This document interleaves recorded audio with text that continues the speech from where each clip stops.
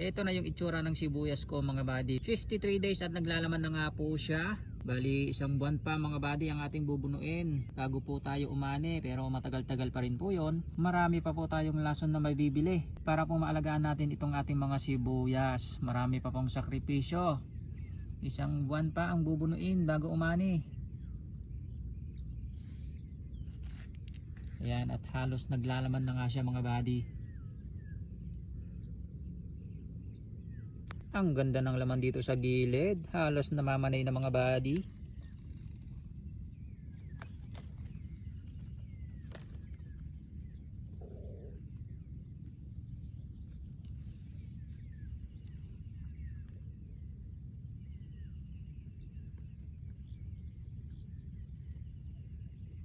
Meron na palang ganito kalalaking laman yung sibuyas ko, oh. Halos lumampas na po siya sa 5 piso. Okay, at dahil tanghali na, alas 8 na mga buddy, hindi pa ako kumakain, kaya naman uuwi po muna ako. Kakain muna ako, tapos babalik na lang po ako mamaya. At marami pa po akong gagawin dito.